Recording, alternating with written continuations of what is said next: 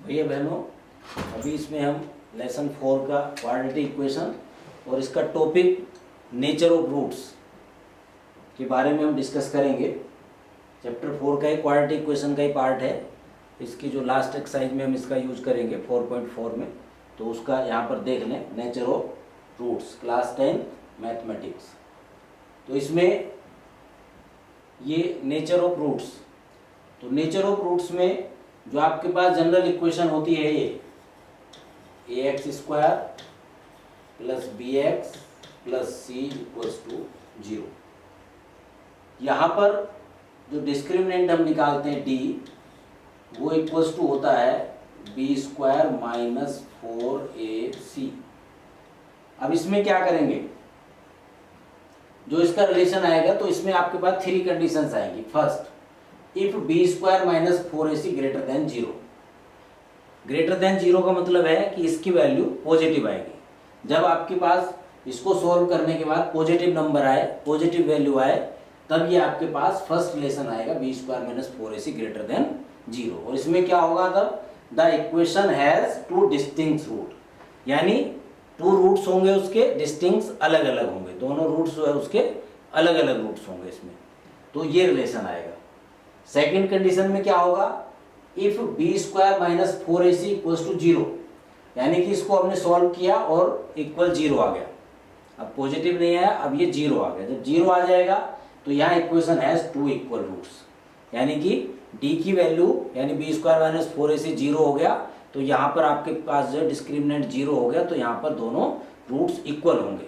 और third condition में if B square minus 4ac less than 0। Less than 0 का मतलब क्या है कि उसकी वैल्यू सॉल्व करने के बाद नेगेटिव आएगी, और जब नेगेटिव वैल्यू आएगी तब उसमें क्या होगा, the equation has no real roots, कोई भी उसका रियल रूट नहीं होगा।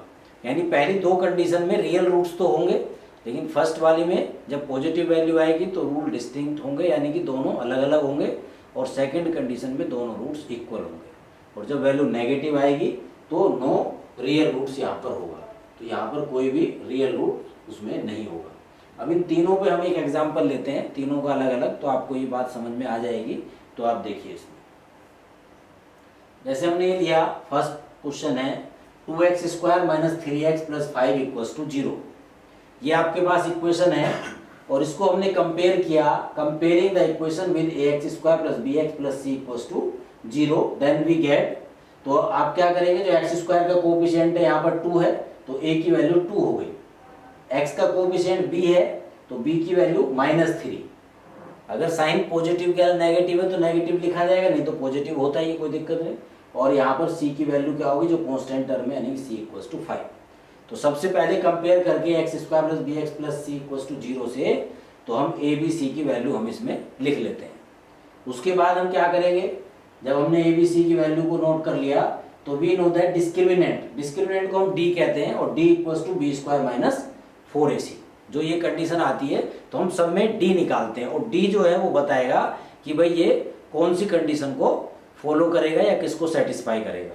अब यहाँ पर आपके पास हो गया डिस्क्रिमिनेंट t को B square minus 4ac, b की वैल्यू -3, तो -3 का स्क्वायर कर दिया, -4, a की वैल्यू 2 है और c की वैल्यू 5। तो ये आपके पास आ गया, -3 का स्क्वायर प्लस 9 हो जाएगा, और 5 2 जा 10 2 जा 40। तो यहाँ पर क्या आ गया, -31। अब -31 जो आया तो ये थर्ड कंडीशन को करेगा, यानी कि जिसमें आएगा B square minus 4ac less than 0। जो थर्ड कंडीशन हमने बताई थी, तो वहां पर B square minus 4ac less than 0, क्योंकि यहाँ पर वैल्यू क्या आ गई है, नेगेटिव वैल्यू आ गई है। अब यहाँ पर क्या होगा, therefore no real roots is possible for the given equation. ये यानी कि अब जब लेस देन 0 आ जाएगा, नेगेटिव वैल्यू आ जाएगी, तो इसकी कोई भी जो रूट्स है वो रियल रूट्स नहीं होगा, नो रियल रूट्स।